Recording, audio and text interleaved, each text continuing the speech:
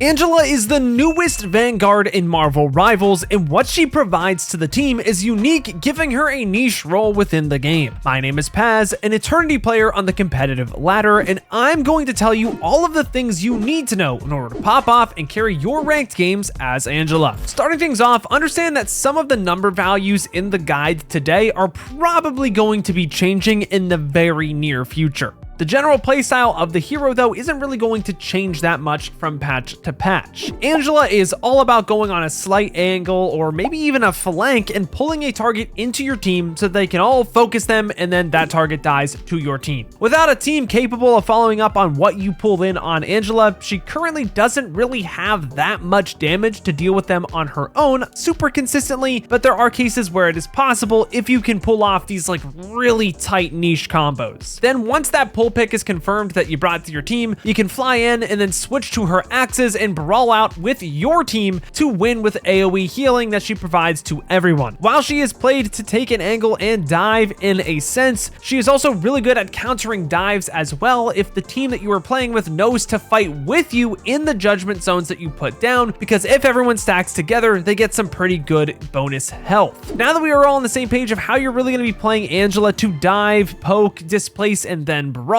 let's actually start talking about her kits. The first thing that you're gonna have to notice about Angela is that she can fly, and she's the only flying tank you really have in the game, at least this consistently, with her Seraphic Soar. She moves around like Iron Man, flying around the sky at a speed of 10 meters per second. This is slower than Star-Lord's boots ability in Iron Man's movement mode, but is faster than characters like Black Widow and Johnny in their speed states. When combined with a Jeff bubble, she can keep up with these characters and chase them down just fine though. But how often are you really gonna be having a Jeff in ranked? Actually that's pretty often. Angela charges her spear and axe damage while flying through the air as well, building about 22 charge per second of flying, meaning it takes a little bit more than 4 seconds to fully charge that meter below your crosshair to 100 points. You can also fly into walls to charge the spears without exposing yourself to the enemies, which is super clutch and safe in the neutral when teams are just poking around. Also, be aware of how loud you are while you are flying around the map. While you may want to flank, you have to be really careful that you don't charge too early, because you sound like an AC 130 while you traverse, making it very difficult to take enemies by surprise. Just take a listen of this clip.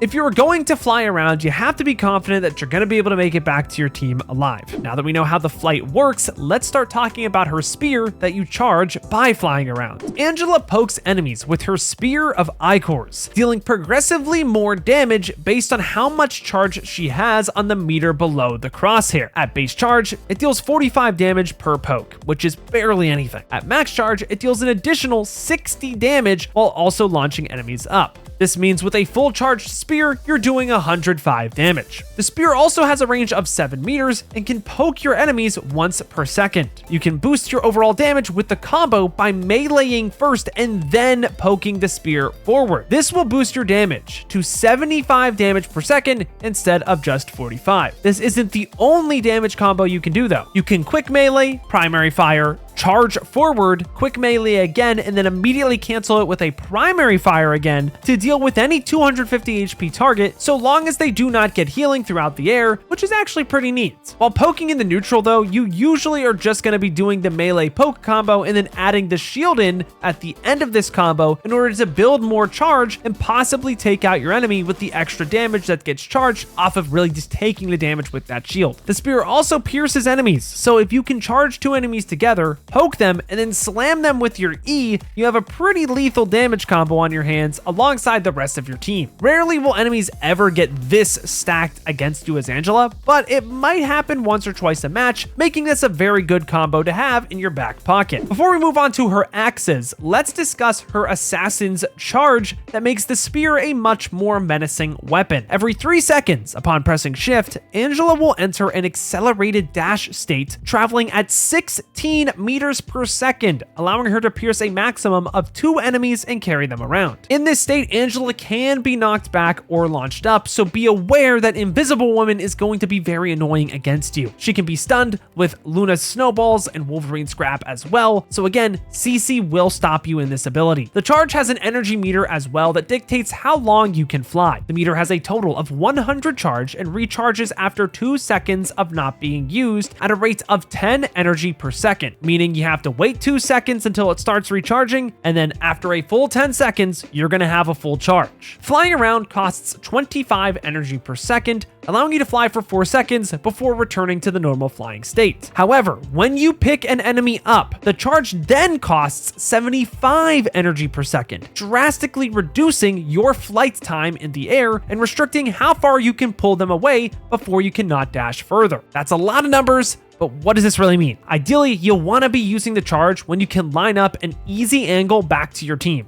This way, you can pull the target into the safety of your team the moment that you run out of energy. Because of this, you're probably going to be using it on flankier angles because the charge, at least currently, does not give you all that much directional steering either. It isn't the end of the world if you need to use the charge to leave, but you definitely want to try to get value through displacement when you can. You just have to make sure that you're going to be safe when you're doing it. I personally find it easier to use the hold to charge option in the settings since it's a lot more precise and responsive in my opinion, but it seems like a personal preference as opposed to something like the thing where you need to have hold the charge on. All right, so we understand how the ability is on a 3-second cooldown now and how to manage the energy meter, but how does this influence the charge below the reticle? While charging around, you get slightly increased damage meter gains compared to normal flight. It's a really small difference. It's 25 per second compared to 22.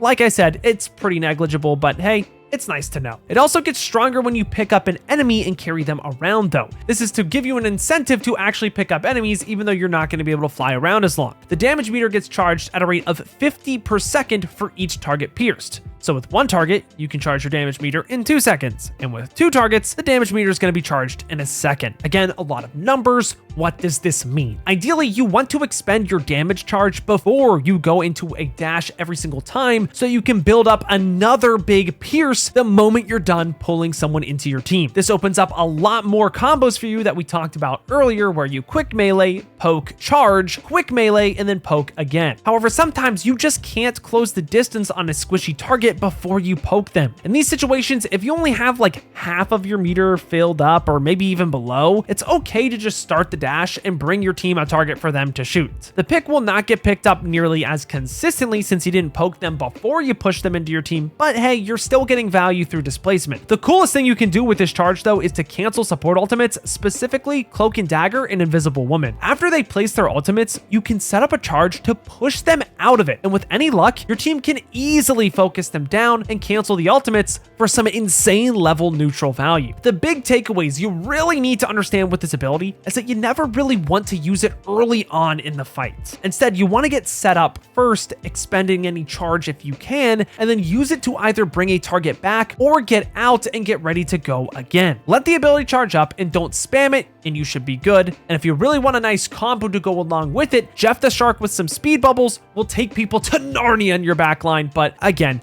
Jeff, Angela, not necessarily my go-to picks in ranked. Moving on, we have Divine Judgment that allows Angela to dive straight down, creating a 16-meter wide Divine Judgment zone, allowing her to utilize her axes of Ichors. The ability is multifaceted, so bear with me now. Let's talk about the ability itself first, and then the weapons. Upon hitting the ground, Angela deals 30 damage, and then the zone that she leaves behind deals 12.5 damage per second until the zone dissipates after 6 seconds. While in the zone, you move 35% faster with boots on the ground as you do not fly with the axes out. On top of this, while in the zone, every time the axes hit an enemy, they give Angela 30 bonus health and her allies within the zone 15 bonus health per hit, with a bonus health cap of 200 that you're probably not going to be hitting here. Keep in mind that the speed boost is only for Angela and not for teammates. The axes cleave enemies too, meaning you can hit multiple targets at once, but you can only get 30 bonus health per swing. The bonus health health does not stack, unfortunately, with how many people you are hitting, although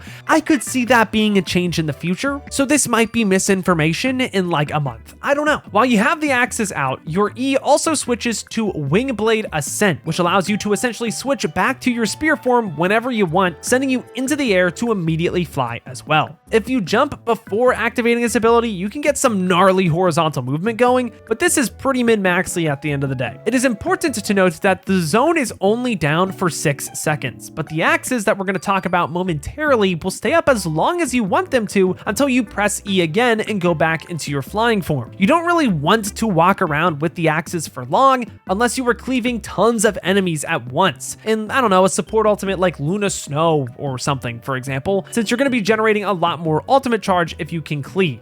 And the 12-second cooldown for the next Divine Judgment Slam doesn't really start until you go back into your flying form too. Just something to keep in mind. Ideally, you'll want to be ripping this as often as you can to brawl out with your team with a movement speed buff to yourself and then the heal buff to your allies. All right, but now let's start talking about the axes because I'm not gonna lie, they are pretty cool. Unlike the spear, the axes can do some damage. Angela swings them in a 4-strike combo, with the first 3 strikes dealing 30 damage each, and the 4th dealing 50 damage while also launching you forward for some extra movement. This means a whole combo deals 140 damage over about 2 seconds. However, the charge meter below the crosshair buffs the damage just like the spear. With a full damage meter, the first 2 strikes will consume half the meter each and deal 55 damage instead of 30. So the damage for each swing will be 55, 55, 30, and then 50 for the final blow, totaling to 190 damage if the first 2 swings are powered up. The nice part about the axes is really that you can cleave enemies and give your team health in the zone. Once the zone disappears, you should really just go back to your spear form unless you are trying to charge your ultimate. Before moving on to her ultimate though, let's talk about Angela's shielded stance. Upon pressing right click by default, Angela throws her shield in front of herself that is enough to block her body alone. The shield can block 350 damage before it breaks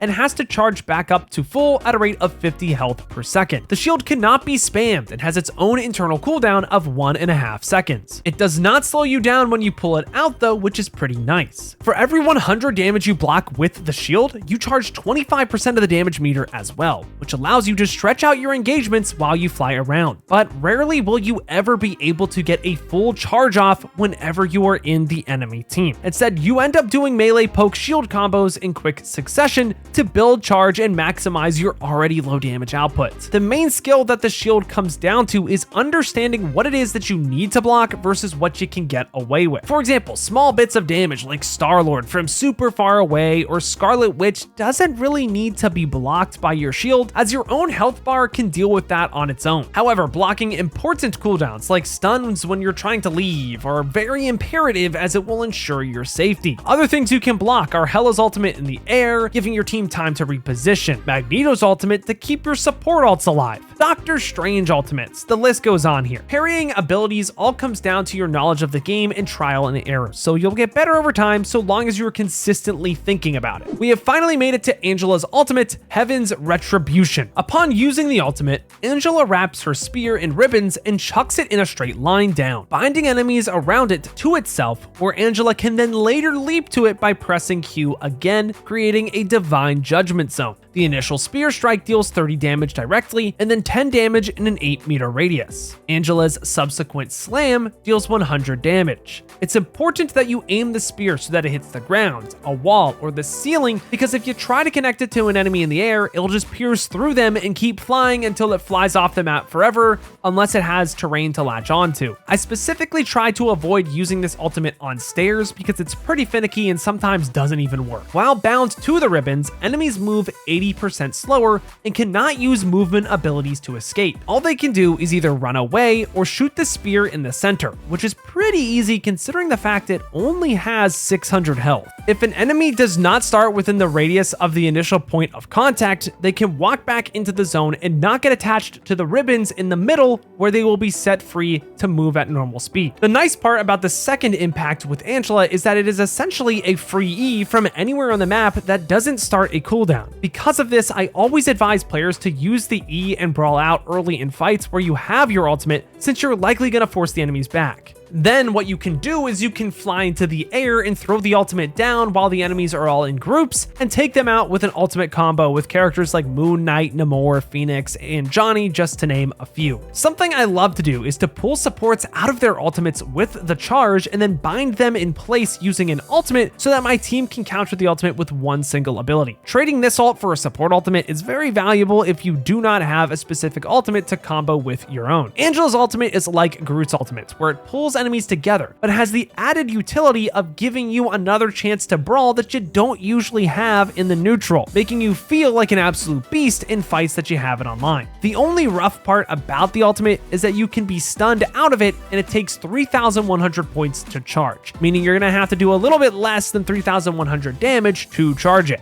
For context, Groot's ultimate only costs 2,800 and he does more damage. With Angela doing as little damage as she does, this can be a little bit of an issue for a lot of players that are not perfectly min-maxing her kit. Use the ultimate in combination with other big ultimates to clear the enemies, or to brawl out with the team after your initial push, and you are golden to get a lot of value with it when you finally charge it. Alright, now that we have discussed all of Angela's abilities, let's start talking about who and what counters her. Starting off with the tanks, anyone that can bubble friendlies is really good against Angela since it completely denies her ability to pull them around with her spear. Because of this, Magneto and Hulk are very good against Angela, which is a real bummer considering the fact that they have been pretty strong in the meta for so long and they continue to be so strong. Emma is pretty good against Angela too once she gets full charge, but Emma does struggle to get charged off of Angela considering the fact that Angela moves so fast that the beam will not be able to track her for long and her crystals do not stick around much either. Penny is also pretty decent into Angela with how often she gets her stuns online to completely halt your movement, but that's Penny, so the higher you climb, the less of an issue she specifically becomes. As for DPS, characters with high sustained damage over time can be a real issue for you on Angela. Characters like Punisher are so good into you, and with one of his main counters getting nerfed, in other words, Psylocke, he's gonna be getting picked a whole lot more against you on Angela. Flyers like Iron Man can be pretty annoying as well since he can outrun you and farm you before you can close the distance. The same goes for other characters like Namor with Gamma Team Up, Phoenix, and many others. In the future, hopefully these characters aren't as much of a menace to you on Angela, but as it stands, your numbers are so weak compared to theirs that they can pretty much just outduel you or take you out before you really get to do what it is you want to do, especially since they have mobility to easily run away from you after you pull them into your team. As for supports, Luna is really good against Angela since she can freeze you whenever she wants, and the same really goes for Invisible Woman, who is just straight up gnarly against you as her pushes and pulls stop you from getting anything that you want to get done,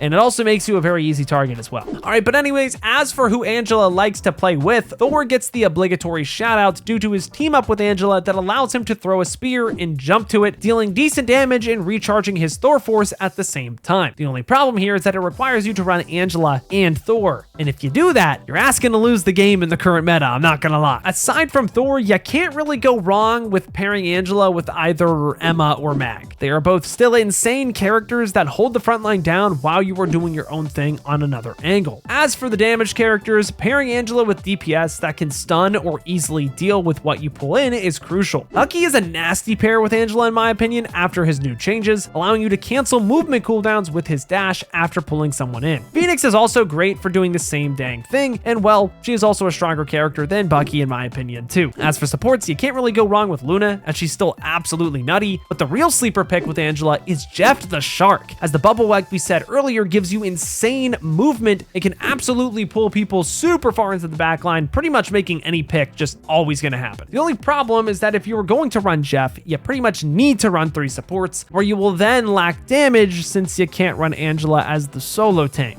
This requires your solo DPS to be absolutely pumping. We saw Jeff before with Wolverine in pro games, so I'm sure we can see Jeff and Angela at some point too. However, this is ranked we are talking about, and I seriously doubt that people are going to catch on to this duo or have the coordination to run it consistently. Now that we understand Angela and her kit, as well as where she is applicable, let's take a look at a couple of VODs to get an even better understanding of her kit. All right, also today we're going to be looking at Guru. I blurred out the names because this is from a higher level like inside lobby that they do. It's like they have this pro stuff where all the pros play like pickup games together, and I didn't really want to share names with everything, just to keep it simple.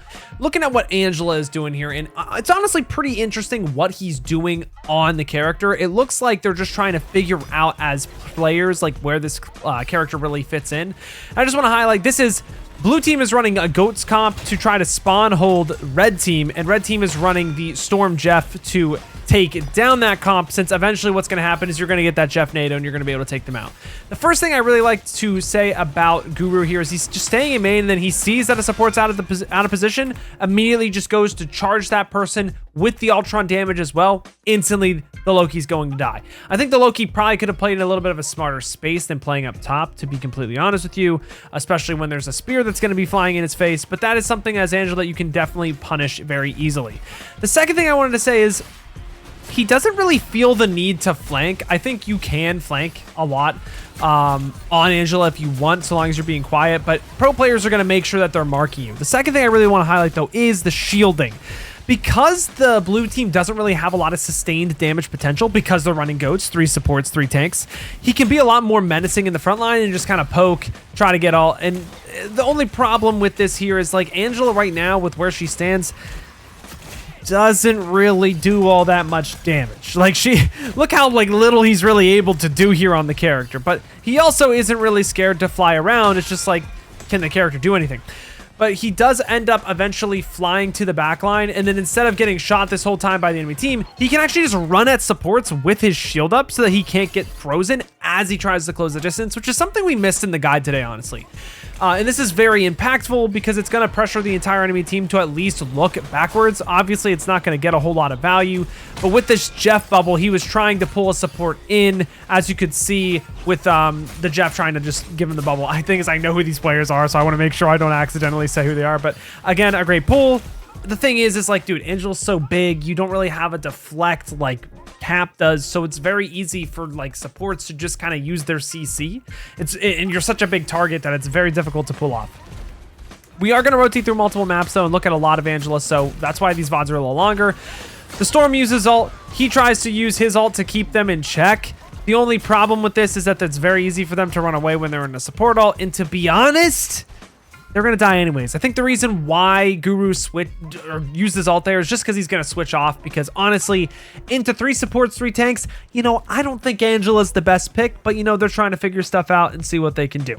So let's move on to the next map and see if there's anything else we can learn about Angela from Guru. All right, so for this next VOD with Guru, he dies on Strange on point, and then he doesn't have portal to get back, so he's just going to switch to Angela here. And while it's not like anything crazy, I did just want to look at like how you can play Angela to get back fast and like what you can do in a fight. So starts off by trying to just pull the Venom off, slams the ground, getting some pressure with the rest of his team. Sure, his team pretty much won that fight without him there, which is totally fine. And there's a lot of context he missed there, but that's fine. But again, the Strange portal goes down. It's a really great opportunity for you to get set up as Angela to then later pull someone off the map.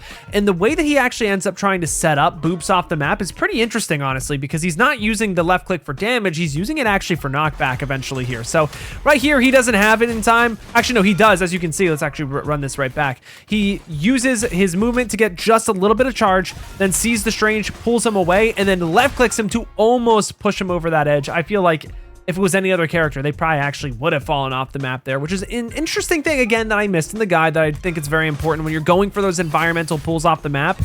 Actually waiting and saving your spear to then have it for a knockback so it's a lot more consistent is actually pretty helpful. And then as there's a lot more people that are trying to funnel out of the portal there, he's going to use his axes to just try to brawl out. And at this point, the fight's pretty much over. I mean, they got the picks that they needed. They canceled the TP at this point. They got the picks they needed. And now it's just about cleaning up. Pushes the Venom out so that he doesn't get as much value with the Mantis ult. Then uses his ult to stagger people away from this, make it so it's harder for them to get on point and just to slow people down. And to be honest with you, there's not really a whole lot else Angela could do here for the team. It's just kind of an all-out brawl, and it gets really convoluted and crazy, as a lot of games in Marvel Rivals do when people are just trying to touch the point. So again, some interesting tech that you can do with Angela that we learned from Guru. Let's look at one more VOD. All right, y'all, so for this final VOD, it's going to be a little bit more of a lengthy one, but it's because it's like symbiotic surface. Why would you ever play Angela here? It's so difficult to make her work. And I wanted to highlight some of the shortcomings of her character, and also some of the strengths of her character that no one's talking about. So right here, you can tell it's a high-level lobby because of the enemy team holding up here, but it does allow him on Angela to pull the Bucky out here and get him out of his top angle on the high ground here, which is really what Angela is so good at doing, taking someone from this power position and saying, no, you can't play there anymore. But this is the problem. Because there's no CC, there's no knocking down effect, dude can legit just walk away from this, and it's like he doesn't even use a dash. Like, he can straight up just walk away from this, which is a big problem I think the character has that maybe could use some look in here. Like, maybe that's something that could be a buff later in the future, that there's at least some form of CC, which is going to force the Angela to have to get out here, which kind of stinks. No cooldowns to get out of that is the problem I have with it, really, to be honest. But now what it becomes is after you do that initial, like, back to front, like pulling someone forward, Angela then becomes this very brawl-centric hero in the front line, which is what we were saying before with her axes or just with her spear to really start bullying tanks, because you don't have time when the fight has gone on this long. You don't have time to actually go on this flank again. You start the fight on a flank, and if it's great value, awesome. If not, you kind of just have to stay main and now start really controlling the fight in terms of controlling tanks, making sure tanks can't do whatever they want, denying ultimates, and we're going to see a lot more of that in this next fight. But as you see, it's like, okay, Bucky's going to try to get up and active. I'm not going to let that happen. But here's the other thing. Not only can you disrupt tanks just in the neutral, the other thing about Angela too is that she makes pretty much anyone that wants to try to ult with a roaming ultimate in the game feel absolutely horrible. Like, it's not fun at all. So Guru hears that the Hulk just jumped on the right. You just heard it right there. I'm being very loud, but you can hear him jumping up and down. So Guru knows, hey, Hulk's somewhere around here. Let me look for him. Looks for him, bam, that's where he is. Also knows that he has ult because I'm sure his supports are all tracking for him. So this is like, okay, Hulk has ult. It's my job to make sure this guy never gets to play the game. So again, he's just immediately going to start pressuring tanks and start really just starting the engagement for his Iron Fist. Hulk uses his ult and gets pulled up into the air, so it takes a very long time for him to fall back down, and he basically doesn't get to juggle anyone until he dies. This is something Angela's actually pretty good at, and I think with better numbers, she's going to be exceptional at marking tanks like this. Now, we walk through main, and then the Mag's going to try to ult for this Luna ult eventually, I believe, or is it the one after? It's probably the Loki ult after. So yeah, we use our Luna ult. Again, this is, sorry, I jumped a little bit ahead. I already watched the VODs here. Enemy Luna goes up here, but the Emma is out of position. So what he's going to do when his Luna ults, which is allowing him to go forward as well with the bubble, is he's going to force the Emma to come back, and they're going to look at her while she doesn't have healing. This is awesome. This is great. Honestly, really difficult to pull off. I think the only reason he was really able to do it was because he had a bubble. So there was actually some really good team coordination going on there. Why are we not just doing this on Wolverine? That's my question. But pulling back there is great. Then the Mag ult goes through to try to kill the Luna, and he actually tries to ribbon the Luna so that she can't actually walk away as easily. I don't actually know if this slows them down, which is why I wanted to highlight this. Does this slow the Luna down? It does slow her down quite a bit, which makes it a lot easier to hit that Magneto ult, which is actually really smart. Would I do this in ranked? I'm not so sure. This is another option where it's like, did he do this because he was thinking about switching off the Angela? Is this worth it? Is it making it so that it's easier for the Mag to hit it? I think it's really using it so that the Mag has an easier time trying to hit it, but the problem is that we're using 2 ults for 1, which I don't know if I love that. Again, this is an experiment because they're learning him. They're learning the character. It's pro players trying to like limit test and see what you can do. I really do like the idea though. It's unique. It's interesting. Again, pulling targets out of support ults, like that is the thing Angela does. It's so strong for her to do that, but it's so difficult. So it just takes a lot of practice. And then what happens here is we're just kind of like controlling the fight, making sure we're pressuring targets and not letting them get back. And honestly, it was a good fight for Angela. I mean, we did a lot on the character. It's just like, why aren't we playing other characters? That's where I have a problem with it. It's like, why don't we just play Wolverine here? Maybe if Wolverine gets a little bit of a nerf, maybe Angela becomes a little bit better. Maybe if Angela gets a buff, or maybe if Wolverine gets banned, you play Angela because it's kind of like a Wolverine. I don't know. There's still a lot of questions that need to be answered in the future, and that's what the pros are going to be doing here in MRI. So I'm sure you guys already know Guru and all of his content. Make sure you check him out. I'll make sure that I try to put a link in the description as well if you are not aware of him. He's a great player, and I'll see you guys all in the next one. Let's close out the video. And that closes out today's guide for Angela in Marvel Rivals. If you have any questions, make sure to send them in the comments down below, as well as asking me live right now here on YouTube YouTube or on Twitch at twitch.tv/PazSwagger. I stream every single day I upload, so be sure to check me out to learn more about everything I talked about today. Thank you guys all so much for watching, but until next time, I've got to peace out and Paz out. I'll see you in the next one.